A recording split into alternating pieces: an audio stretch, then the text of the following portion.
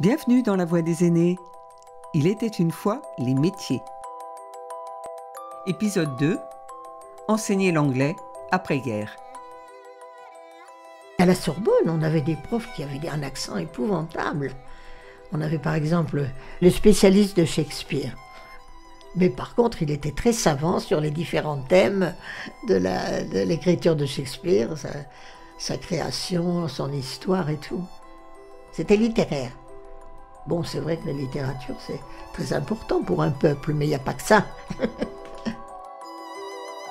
On a oublié que pendant longtemps, on a enseigné les langues vivantes comme des langues mortes. Dans les classes, on parlait littérature. Aujourd'hui, on y regarde des web-séries, on lit de la bande dessinée, on écoute des podcasts et on fait ses devoirs en parlant devant son ordinateur. Dans cet épisode, nous allons suivre deux femmes, Jacqueline et Annie. Toutes les deux deviendront agrégées d'anglais. Nous rencontrerons aussi Paulette, qui après avoir passé un CAPES d'anglais, exercera dans un collège. Et enfin, nous nous rendrons brièvement avec Pierre dans un laboratoire de langue de l'Université du Mirail à Toulouse. Remontons le temps. Écoutons Annie nous parler de son père. Chez nous, on parle anglais. Mon père était parti à 20 ans parce qu'on lui dit, c'est là-bas, la chance, sa mère et son père disaient, la chance est ouverte à ceux qui partent et qui inventent un nouveau pays. Il avait dit, je ferai ma vie aux États-Unis. Et donc c'était en 1922. J'ai vécu en Angleterre de 40 à 45. Mon père était dans les services secrets et donc il avait été envoyé en Angleterre au moment de l'occupation rapidement avec les services secrets anglais. Et toutes deux, Jacqueline et Annie, deviendront professeurs d'anglais sans vraiment l'avoir choisi. Mon rêve, c'était de faire des études de latin. J'adorais le latin. Mais je ne pouvais pas faire des études littéraires, de français, parce que je n'avais pas fait de grec, je n'avais fait du latin.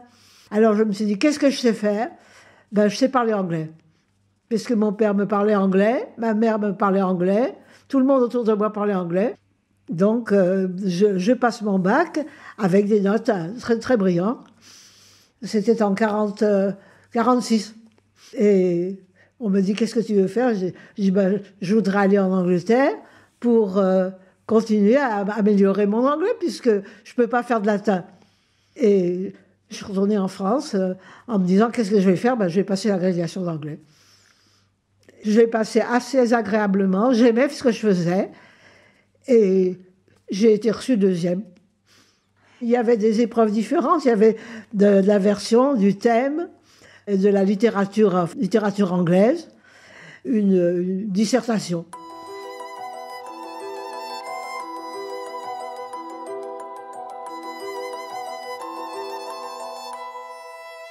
J'ai passé toute ma jeunesse en Angleterre. J'étais bilingue et donc quand j'étais en faculté, j'ai fait propédeutique comme tout le monde, la philo qui me passionnait, et puis le grec. Et puis le plus facile pour moi, c'était de continuer en anglais, puisque je parlais déjà anglais. Et donc j'ai passé l'agrégation, j'étais troisième à l'agrégation, donc tout allait bien. Et à l'époque, on avait 3 jours de stage, c'est tout, sous la direction d'une directrice de stage qu'on voyait enseigner, et puis après, on faisait un cours soi-même, et le cours s'était très bien passé. Mais quand j'étais devant vraiment une classe, j'ai trouvé que je n'étais pas du tout préparée. À l'époque, on ne nous préparait pas. On n'avait pas du tout de préparation pédagogique, donc paf, devant une classe. Quand j'avais été faire mon stage en Angleterre à la faculté de Southampton, il y avait une prof de pédagogie, elle racontait ce qu'elle faisait. Moi, j'étais envieuse, je me disais, qu'est-ce que j'aimerais ? Effectivement, c'est une matière, la pédagogie, j'aurais bien aimé en faire. Mes filles qui sont agrégées, elles ont toutes fait un stage en lycée, prolongé avec une tutrice, etc. C'est bien comme ça. Elles ont fait une année en situation, une année en responsabilité. Elles ont été formées.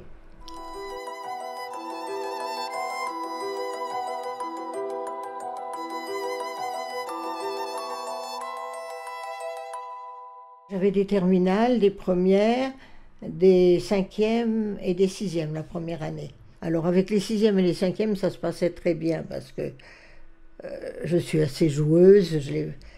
On faisait un peu d'une façon ludique, quoi, ce qu'on faisait. Les grands me faisaient peur. Hein. J'avais que 25 ans. Il y avait des filles de 17-18 ans. Je me sentais pas du tout à l'aise avec les ados. Et là, j'avais des classes très lourdes. J'avais une première de 42 élèves. Vous vous rendez compte, 42 élèves en anglais, avec les recommandations qu'on avait de faire avec le cours un feu roulant. C'est-à-dire qu'il fallait parler avec les élèves, les faire parler, les faire réagir. Je vous reconnais qu'avec 42, les deux rangs du fond, je ne sais pas ce qu'elles faisaient, mais en tout cas, je n'étais pas là pour vérifier. Hein. J'étais devant et je réagissais sur tous les élèves qui avaient une famille anglaise, enfin qui étaient privilégiés. Ce n'étaient pas des bonnes conditions du tout pour enseigner une langue. On avait des instructions par l'inspection.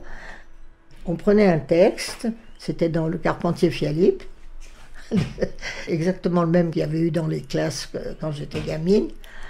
On prenait un texte, premièrement on le lit, tous les élèves répètent avec le bon accent. Deuxièmement, on les questionne pour savoir si elles ont compris. Et troisièmement, quand le texte est soi-disant compris, on traduit. Moi, je n'avais pas assez d'imagination ni de créativité pour faire autre chose que le cours type. À mon avis, c'était pas très vivant. On partait toujours d'un texte, pas de thème vivant, ni de la vie courante des élèves. Et je dois dire que j'étais plus à l'aise, moi aussi.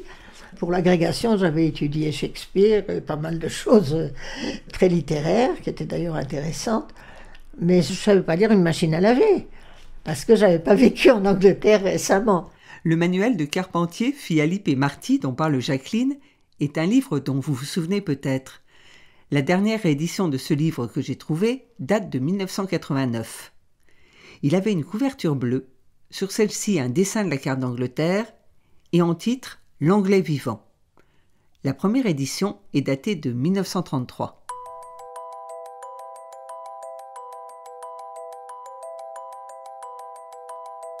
Jacqueline avait choisi de passer la grecque pour enseigner au lycée. Paulette choisira le CAPES, le certificat d'aptitude au professorat de l'enseignement du second degré. C'est un diplôme qui existe toujours, qui a été créé en 1950 et qui permet d'enseigner dans les collèges et les lycées. À sa création, il y avait la volonté de travailler en priorité la pratique et la pédagogie. 2 ans plus tard, le CAPES est réformé. Les disciplines sont de nouveau à l'honneur. Paulette a passé son CAPES en 1955. Eh bien, je n'avais aucune formation. On m'a dit, faites ce que vous pouvez, ce que vous voudrez. On n'avait pas à ce moment-là l'inspecteur qui venait vous expliquer comment manier un élève. Non, non, non. On demandait aux anciens. Voilà. C'était de bouche à oreille que ça se faisait. Et puis, débrouillez-vous.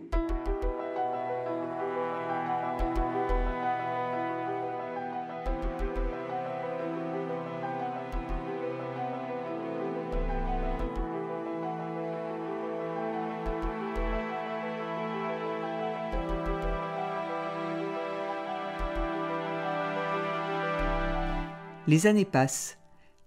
L'oral et le magnétophone font leur entrée dans les classes.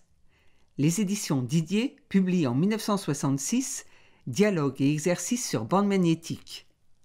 Et les Beatles se chantent. Je me suis sortie avec les chansons, moi. S'ils avaient été sages, comme je disais, à la fin du cours, je leur chantais une chanson en anglais. Parce que c'était des petits sixièmes, hein, remuants.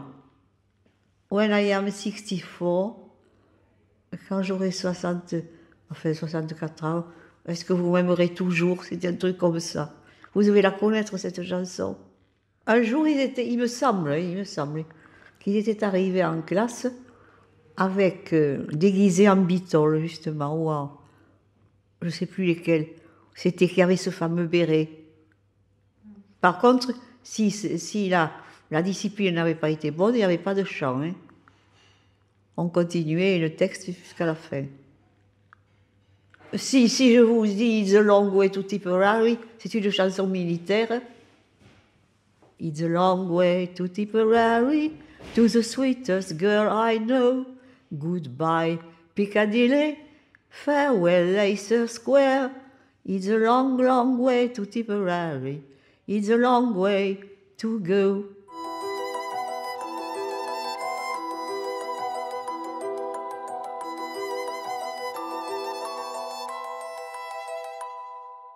En 1969, les instructions du ministère invitent clairement les professeurs à assouplir leur manière de faire. Ils ne doivent plus se contenter d'appliquer les recettes toutes faites. Parallèlement, les besoins professionnels d'échange en anglais se font de plus en plus sentir. Pour les professeurs, cette question n'est plus évitable, surtout à l'université où Annie enseigne. Tout d'un coup, je me suis dit, mais tout ça, c'est pas assez vivant. Et donc, j'ai inventé un examen qui était un examen d'anglais appliqué. Moi, je voulais qu'ils puissent dire, parler de choses d'économie, parler de finances, parler de tout ça. Donc, il fallait pouvoir avoir une langue spécifique. Et avec le professeur Lecoq, il m'a dit, eh ben, on va installer une nouvelle licence qui pourrait être licence d'anglais appliqué. C'est devenu les langues étrangères appliquées, les LEA. C'était même plus enfin, les gens s'intéressent plus à ça qu'à l'anglais littéraire.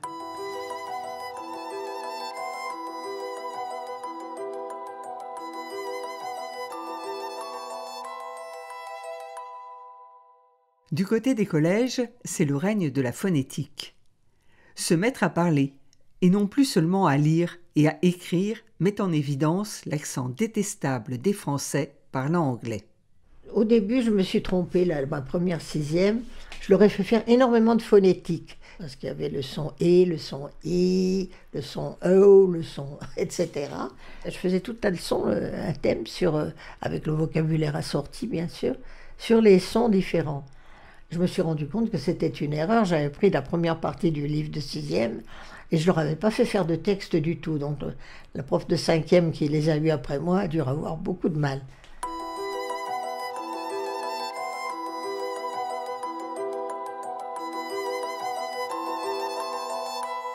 Parallèlement, dans les années 70-80, à l'université ou dans les grandes bibliothèques type Beaubourg à Paris, les laboratoires de langue font leur apparition.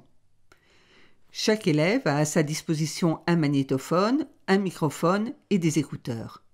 Il écoute une phrase, il la répète. Le magnétophone est équipé pour facilement revenir en arrière. Le maître peut choisir d'écouter un élève et lui donner des conseils. Pierre se souvient de ces cabines.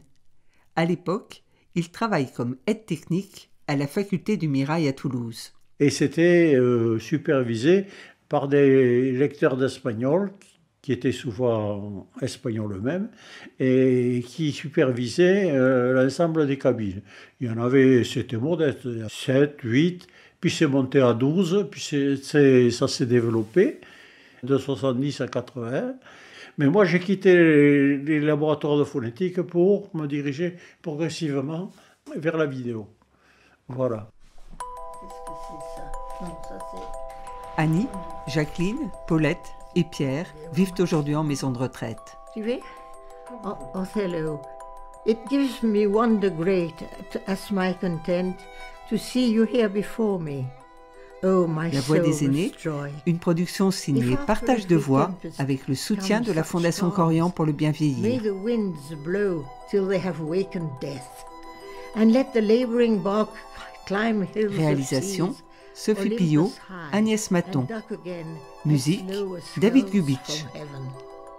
If I were now to die, 'twere now to be most happy, for I fear my Retrouvez soul leurs voix, hath leurs found souvenirs, content leurs so confidences absolute sur that le not site de la another Fondation comfort Corian like pour le bien vieillir et succeeds les in plateformes de unknown téléchargement. things. They kiss. C'est surtout beau quand c'est parlé, Shakespeare, c'est vrai. C'est du théâtre, c'est de la langue vivante.